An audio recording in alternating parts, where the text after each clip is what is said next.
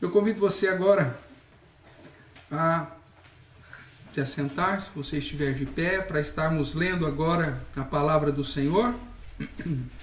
O texto de Lucas, capítulo 1, do verso 46 até o verso 56. Nós lemos no início do nosso culto o cântico de Ana, exaltando ao Senhor. E agora estamos aqui diante do cântico de Maria. Nesse domingo que celebramos também o Dia das Mães em nosso calendário, o que será que nós podemos aprender com a mãe de Jesus? Maria, essa irmã do passado, serva do Deus Altíssimo, e é isso que vamos trabalhar nesta noite.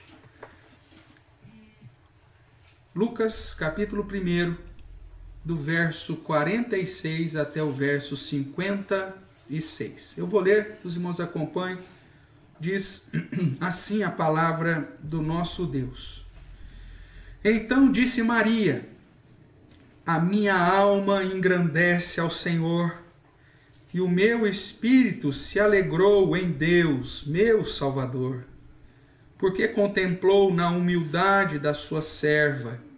Pois desde agora todas as gerações me considerarão bem-aventurada, porque o poderoso me fez grandes coisas, santo é o seu nome. A sua misericórdia vai de geração em geração sobre os que o temem. Agiu com o seu braço valorosamente, dispersou os que no coração alimentavam pensamentos soberbos. Derribou do seu trono os poderosos e exaltou os humildes.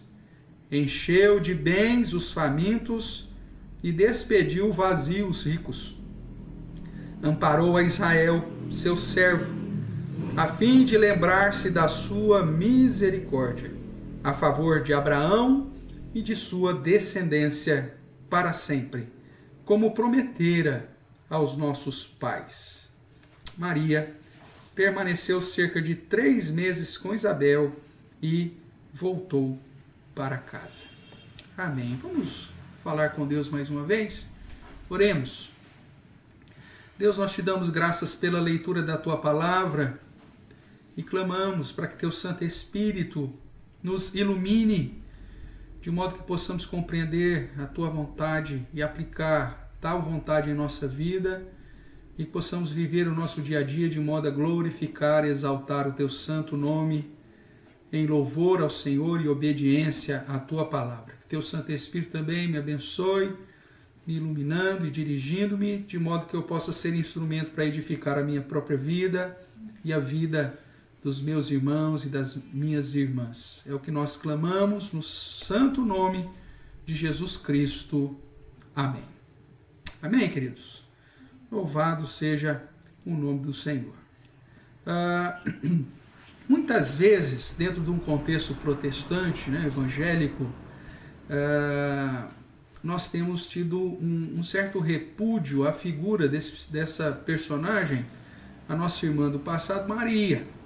E até mesmo essa mariolatria, essa adoração a Maria pelos romanistas, acaba nos afastando de estudar a pessoa de Maria, mãe de Jesus.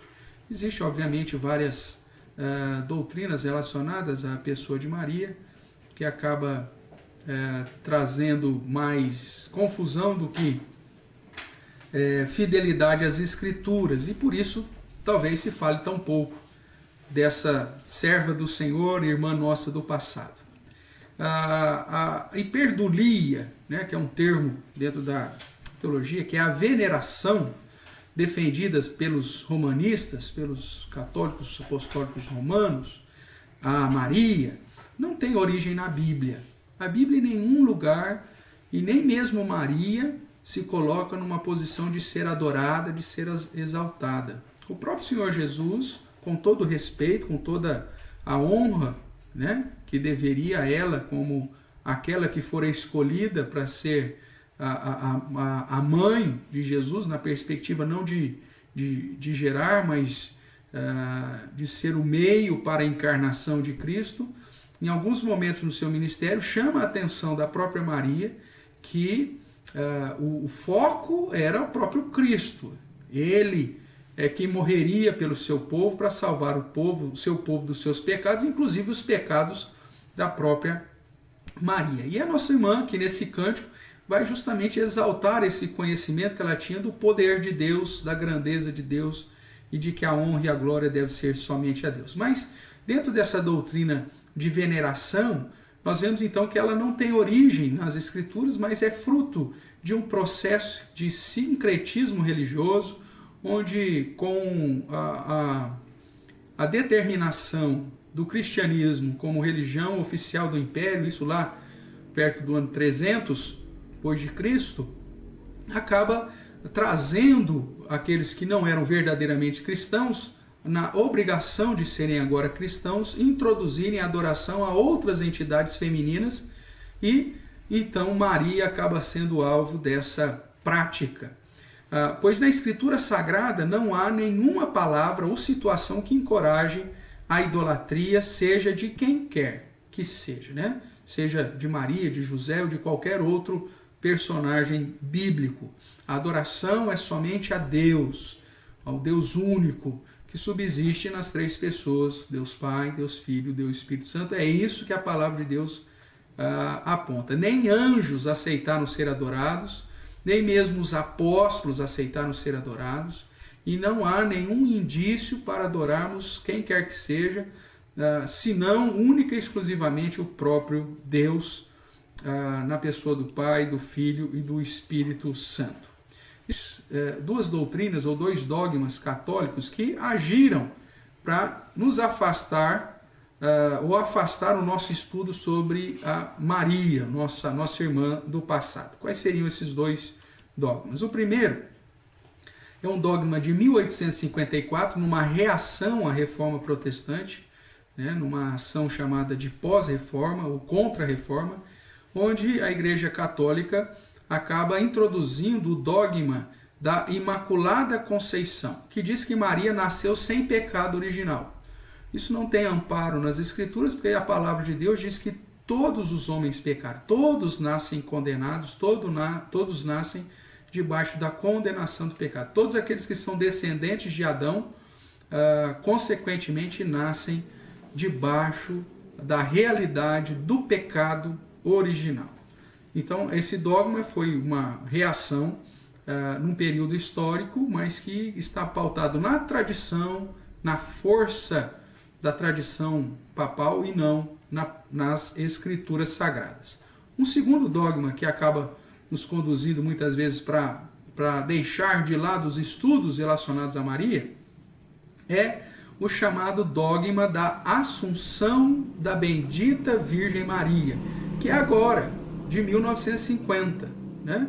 Que é a doutrina que afirma que Maria não morreu, ela foi assunta aos céus, que também não é uma verdade. A palavra de Deus não nos apresenta, em hipótese nenhuma, esse registro ou essa ideia de que Maria foi assunta ao céu sem passar pela morte. Nós temos apenas dois personagens, né, que dentro do registro das Escrituras foram privados ou foram preservados, não passaram pela realidade da morte. Um é o profeta Elias, que você conhece e sabe muito bem da história, que foi levado aos céus, e o outro, que é aqui no comecinho do livro de Gênesis, apresentado como aquele que também andou com Deus, de modo que não passou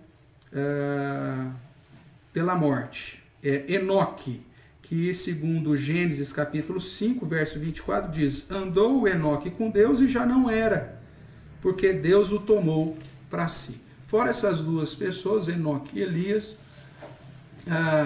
todos os demais passaram pela morte e, consequentemente, aguardam a ressurreição quando da volta de Jesus, inclusive a nossa irmã Maria, segundo as Escrituras.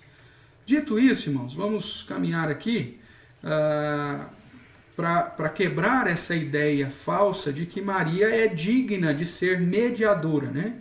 Então essas duas doutrinas católicas acabam conduzindo e ajudou a desenvolver a ideia de que Maria é mediadora entre Deus e os homens. Mas o que a Bíblia diz, e nós lemos aqui na nossa liturgia, lá em 1 Timóteo 2,5, que só existe um mediador entre Deus e os homens, a saber, Cristo Jesus, homem, o Deus encarnado, o Verbo encarnado é o único mediador entre Deus e os homens, e nenhum outro personagem recebe esse título ou essa função. Obviamente, segundo a palavra de Deus, Maria, portanto, uma mulher crente, nascida dentro do contexto da aliança com o Senhor, da tribo de Judá,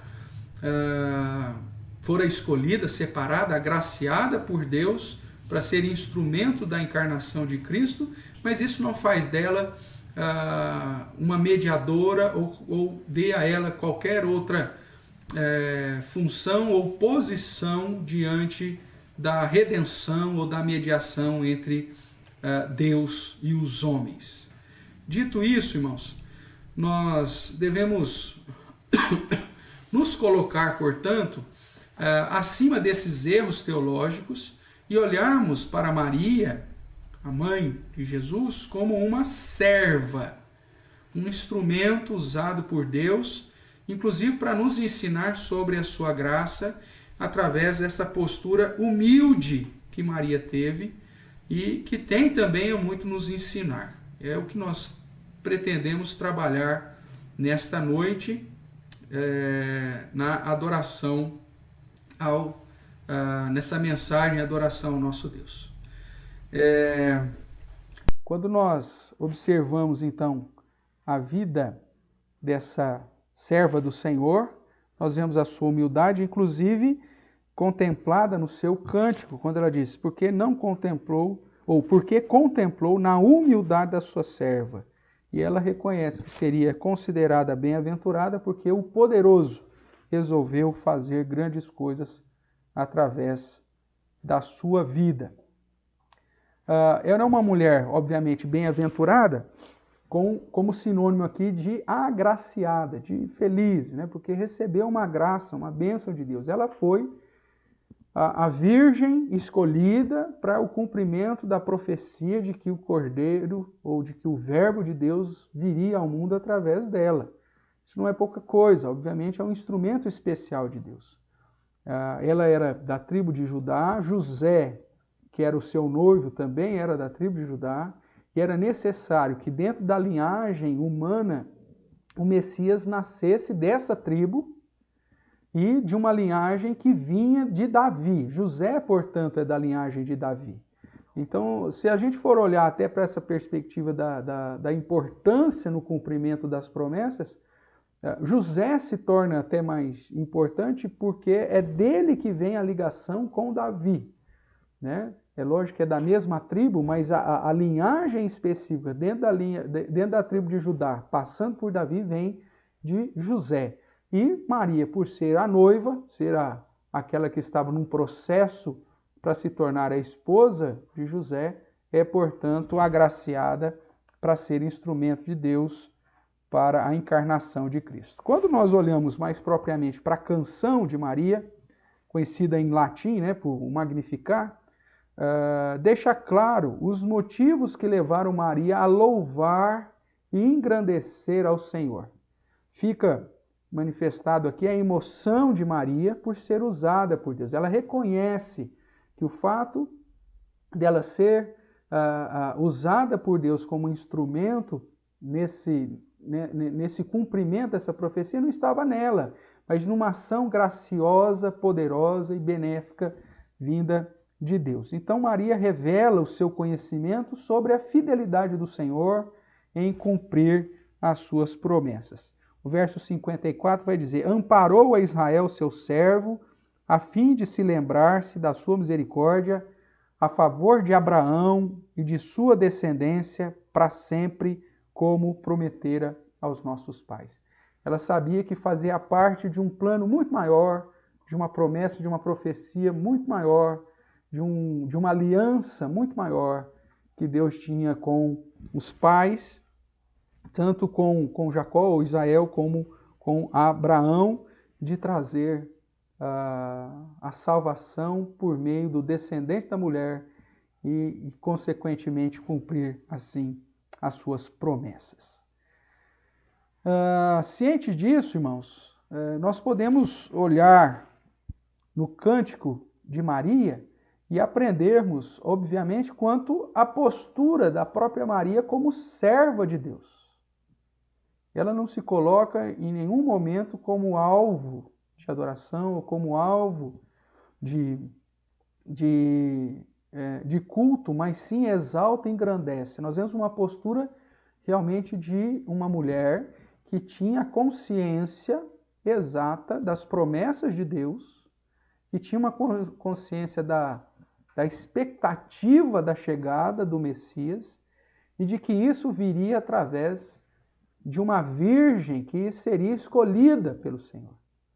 Eu fico imaginando, dentro do contexto das famílias que conheciam as promessas de que o Salvador tinha que ser descendente de Davi, que o Messias deveria ser descendente de Davi, que deveria vir dessa linhagem, que nasceria em Belém, então teria também essa linhagem das famílias que vieram de Belém, e a expectativa dessas mulheres, quando estavam para se casar, obviamente, dentro desse contexto, lembrando que o judeu casava dentro da mesma tribo, então dessas jovens viverem a expectativa de serem escolhidas. Então, provavelmente elas sabiam dessa história, e o Cântico de Maria mostra bem o conhecimento que ela tinha da promessa, e ela louva ao Senhor por essa bem-aventurança, por essa graça recebida. Então, o que nós podemos aprender com a postura de Maria,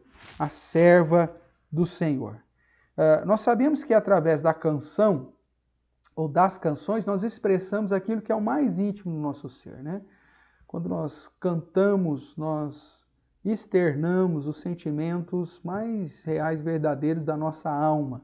Foi assim no Cântico de Ana, é assim no Cântico de Moisés, é assim no Cântico de Simeão e também é assim no Cântico de Maria. Então o Cântico de Maria ele tem uma particularidade, uma semelhança com o Cântico de Ana, mãe de Samuel. Parte, né, os 2 primeiros versos que nós lemos também aqui na nossa liturgia, e existem semelhanças, né, e algumas singularidades. Enquanto que o Cântico de Ana exalta uma situação de triunfo que Deus deu a Ana sobre os seus inimigos, que riam dela e que a menosprezavam por ela ser estéril, o Cântico de Maria, na verdade, reconhece humildemente a ação, a atuação de Deus na história. É um cântico que demonstra muito mais essa relação de humildade e de uma postura, de fato, de uma serva humilde. O Cântico de Maria, portanto, revela a postura de uma serva humilde. Alguém que está ali, que tem a plena convicção de que o alvo do louvor, da adoração e de toda a glória é somente o nosso Deus, o Deus que é o Senhor dela e que é o Senhor nosso. Então, qual que é essa postura de essa serva humilde que fica aí, claro, ou transparente no Cântico de Maria? Vejamos, quando nós vemos o início do cântico, nós vemos ela louvar a Deus com todo o seu ser. Isso demonstra essa postura de uma serva humilde que não exalta a si mesmo, mas louva e engrandece a Deus como seu Senhor, o seu Salvador. Veja que ela não se coloca como uma posição de ser redentora ou de ser salvadora, ou muito menos de mediadora, mas ela reconhece que Deus é o seu Salvador. Veja que ela diz nos versos 46 e 47. Então disse Maria: a minha alma engrandece ao Senhor. O meu espírito se alegra, ou se alegrou em Deus, o meu Salvador. Ela se coloca como alguém que precisa de um Salvador. Se Maria não tivesse o pecado original, ela não precisaria de um Salvador. Quando ela então declara que Deus é o seu Salvador, ela reconhece que nasceu em pecado, como todo e qualquer outro homem, e que carece da ação de Deus. Ela exalta Deus como seu Senhor, se colocando sempre abaixo, e como o Deus como sendo o seu Salvador. Então ela louva a Deus com todo o seu ser. A minha alma engrandece, o meu espírito se alegrou.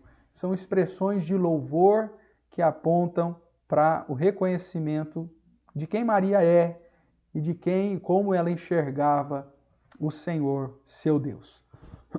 Nós já sabemos que aqui alma e espírito, né, são sinônimos na Bíblia quando se referem à essência humana. Então, na verdade, ela usa sinônimos. A minha alma engrandece, ela poderia dizer, o meu espírito engrandece, que meu espírito se alegrou, ou minha alma se alegrou, apontando dentro de uma cultura judaica. Maria estava dentro do contexto judeu, então tanto o espírito quanto a alma apontando que essa sua essência, né, louva, engrandece e adora ao Senhor com o mais profundo do seu ser. Quando refere-se então em canções, serve para indicar a totalidade do seu ser. Maria expressa que a totalidade do seu ser está ali para engrandecer, louvar e adorar. Nesse caso aqui, então, essa expressão de Maria enfatiza um louvor que usa o mais profundo do seu ser, toda a razão, toda a emoção, para bem dizer, engrandecer, louvar ao Senhor, aquele que é o seu Senhor e aquele que é o seu Salvador. Então, a primeira postura que aprendemos com Maria, como uma serva humilde, é que a nossa existência e aquilo que Deus realiza através de nós deve nos conduzir a louvar a Deus como nosso Senhor, como nosso Salvador. Deve nos conduzir a expressar todo o nosso louvor, com todo o nosso ser, com o mais profundo do nosso ser, devemos adorar ao Senhor. O que você aprende então com isso? Que da mesma forma que Maria foi instrumento nas mãos de Deus, nós também podemos ser instrumentos e tendo uma postura de louvor a Deus. O fato de sermos chamados, escolhidos, separados para realizarmos qualquer coisa para o Senhor, não enfatiza aquilo que eu sou, mas enfatiza a graça, a bondade de Deus, porque Ele continua sendo o meu Senhor, continua sendo o meu Salvador. O que mais que nós podemos aprender aí com a postura de Maria, essa serva humilde, essa nossa irmã do passado? Aquilo que está no verso 48, que é o reconhecimento da sua dependência de Deus. Vejamos então o que ela fala no finalzinho do verso 47 e entra no verso 48. Então, meu espírito se alegrou em Deus, meu Salvador, porque contemplou na humildade da sua serva, pois desde agora todas as gerações me considerarão bem-aventurada. Ela reconhece a sua dependência de Deus. Ela se apresenta como uma serva humilde. Deus contemplou na humildade da tua serva. Ela não tinha nada para oferecer a Deus, mas Deus, agindo nela e através dela, usa como instrumento para cumprir com as profecias e promessas relacionadas à encarnação, à vinda do Messias. Portanto, a segunda coisa que podemos aprender com Maria é que ela reconhece a sua dependência do Senhor. Os versos anteriores, o fato dela chamar Deus como seu Senhor, né, ao Senhor, e chamar a Deus como o seu Salvador, enfatiza ainda mais isso. O termo serva, né, a humildade da tua serva, que é escrava, né, aquela que está ali como serviçal, expressa a necessidade, inclusive, de libertação e salvação. Por isso ela declara que Deus é o seu Salvador. Indica a sua pecaminosidade, por precisar de um Salvador, e da imensa graça recebida. Ela falou, eu não merecia, o Senhor contemplou a humildade, o Senhor resolveu, apesar da humildade da sua serva, da sua escrava, engrandecer o seu nome através da minha vida. Então, essa graça faz dela bem-aventurada, ela reconhece isso, como todos os que recebem a graça de Deus também o são. Deus, quando age sobre nossa vida, irmãos, Ele está agindo no seu poder, não porque temos algo a oferecer ao Senhor. A palavra de Deus diz que nós somos inúteis, né? Se não é a ação de Deus em nossa vida, se não é a própria graça de Deus em nos usar para o seu louvor, nós não temos absolutamente nada a oferecer.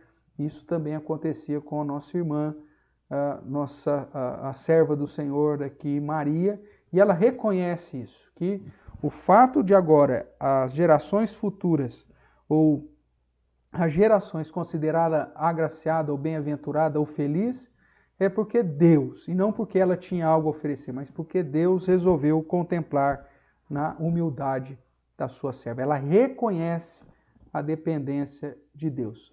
Uma das posturas mais erradas que temos visto em muitos servos do Senhor do nosso tempo é justamente pensar que são instrumentos importantes na causa e que não sabe como seria o reino de Deus se não fosse a existência deles.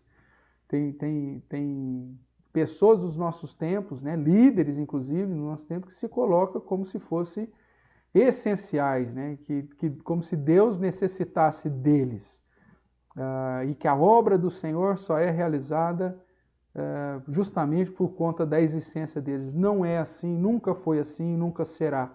Nós é que somos dependentes de Deus. Mesmo quando Deus, na sua graça, resolve nos usar como seus instrumentos, Ele faz isso na sua bondade e porque Ele é Deus, porque Ele é Senhor, porque Ele é soberano. Nós tão somente somos instrumentos nas suas mãos. O louvor, a honra e a glória tem que estar apontada somente a Deus. Mesmo que as pessoas nos consideram instrumentos abençoados, ou agraciados, ou felizes, ou bem-aventurados, como é o caso, Deus é quem fez isso. E isso deve refletir a nossa dependência do Senhor, como Maria, a serva humilde, faz, reconhecendo que Deus é quem agiu e é Deus quem faz grandes coisas. Caminhando ainda no cântico de Maria, nós vemos que a postura dessa serva do Senhor é exaltar e testemunhar que Deus é grande, que só Ele é quem realiza grandes feitos em Deus. Ela é uma humilde serva. O que está acontecendo com ela é fruto da grandeza dos feitos de Deus, porque ela por si só não poderia fazer isso. Ela não poderia gerar espontaneamente a Cristo, porque Cristo é o Deus encarnado. Ela só é um instrumento para o cumprimento da promessa, para que o Messias nasça dessa linhagem específica e se torne como um de nós para cumprir fielmente a obra da redenção, sendo, portanto, o nosso único e suficiente Senhor e o único mediador. Maria, no seu cântico, ela exalta e testemunha sobre os grandes feitos de Deus. A partir do verso 49, ela diz: porque o poderoso me fez grandes coisas, santo é o seu nome. Ela exalta, portanto, a ação de Deus. Ela diz: a sua misericórdia, é a misericórdia de Deus que está sobre aqueles que o temem. É o braço do Senhor que agiu valorosamente, né? É Deus quem dispersou os soberbos. É Deus quem derribou do seu trono os poderosos. Deus que exaltou os humildes. É Deus que enche de bens os famintos. É Deus quem despediu vazios os ricos. É Deus que amparou a Israel, seu servo. E é Deus que se lembrou da sua misericórdia a favor de Abraão, como prometera aos nossos pais. Veja, todo o cântico de Maria aponta para o fato de que é Deus quem faz as coisas. É Ele que realiza os grandes feitos em favor do cumprimento. E nós seus servos, humildes servos, somos apenas instrumentos para a realização da sua vontade soberana. Quando somos separados ou chamados para alguma realização, não, esse fato não está em nós, mas em Deus, em usar, inclusive, servos humildes para o engrandecimento do seu nome. Maria demonstra um reconhecimento ou um conhecimento sobre os atributos de Deus, sobre os feitos de Deus. Ela se demonstra uma serva fiel, que conhecia, que esperava na redenção que haveria de vir. Ela exalta Deus e testemunha sobre os seus feitos em prol do seu povo. Então nós vemos no verso 49, ela exaltando o atributo do poder de Deus, porque o poderoso me fez isso. A santidade de Deus, santo é o seu nome. A misericórdia de Deus, a sua misericórdia vai de geração em geração sobre aqueles que o temem. A sua força agiu com o seu braço valorosamente, dispersou, derribou, né? A sua soberania derribou do seu trono os poderosos e exaltou os humildes. A sua justiça, quando diz que encheu de bens os famintos e despediu vazios os ricos, Deus age com justiça. E a sua fidelidade, quando cumpre as suas promessas dadas aos patriarcas, né? A Israel, ao seu povo, a sua aliança, fidelidade no cumprimento da sua palavra. Veja que ela então expressa aqui uma série de atributos de Deus, engrandecendo Deus como seu Senhor, como seu Salvador, como aquele que é digno de toda a adoração. Quando nós olhamos, portanto, para o cântico de Maria, nós vemos uma serva crente, obediente, fiel, temente a Deus e que sabe qual é o seu devido lugar, como aquela que é serva, como aquela que necessita da ação e da salvação do próprio Deus e que conhece dos principais atributos de Deus, das suas promessas e de que ela agora é instrumento dentro desse contexto todo para exaltar e bendizer o seu Senhor, o seu Salvador. Deste modo, irmãos, Maria, como serva do Deus vivo, sendo discípula do seu Filho, sendo discípulo de Cristo, Cristo que é o nosso único Redentor, tem muito a nos ensinar com sua postura humilde diante do Deus Altíssimo. A sua postura suas posturas demonstram fé em Deus, demonstra confiança de que aquele que nela foi gerado é o seu Salvador e que nós também, como servos do Deus vivo, possamos louvá-lo, viver em dependência e testemunhar que somente Deus é digno de toda adoração, como Maria fez. Existe uma passagem que reforça toda essa situação, que é o Evangelho de João, quando da manifestação do primeiro sinal de Jesus, ou do primeiro milagre registrado por João, nas bodas de Caná, quando eles estão ali num casamento, e Maria está, e Jesus também está com seus discípulos, e acontece algo inusitado quando o vinho termina. Isso era algo terrível para uma festa de casamento num contexto de tradição judaica. E aí, Maria, no verso 3 de João 2, vai dizer, João capítulo 2, verso 3, tendo acabado o vinho, a mãe de Jesus lhe disse, eles não têm mais vinho. Como se indicasse, e aqui está um dos textos que mostra que Maria pede e Jesus realiza, mas não é nada disso que o texto ensina. Mostra, na verdade, mas Jesus lhe diz, mulher, e mulher aqui é um título respeitoso, mulher, o que tenho eu contigo? Ainda não é chegada a minha hora. Sou eu que defino as coisas. Então ela falou aos serventes. Veja, se ela tivesse autoridade sobre Jesus, se ela fosse de fato mediadora, se ela de fato tivesse o poder que essas doutrinas fora extra escritura dão a ela, ela teria determinado alguma coisa, ou feito alguma coisa, ou ordenado Jesus alguma coisa. Mas ela então entende que o ministério de Jesus, durante várias passagens nos evangelhos, Jesus diz que o alvo da glória e da honra é dele, apesar de cuidar de Maria, apesar de tê-la como uma serva e como uma pessoa que seria salva, né? Maria faz parte do ministério terreno de Jesus, acompanha Jesus, aprende de Jesus, e ela sempre se coloca nessa figura de serva. Mas veja o que ela diz aqui para os serventes: fazei tudo o que ele vos disser.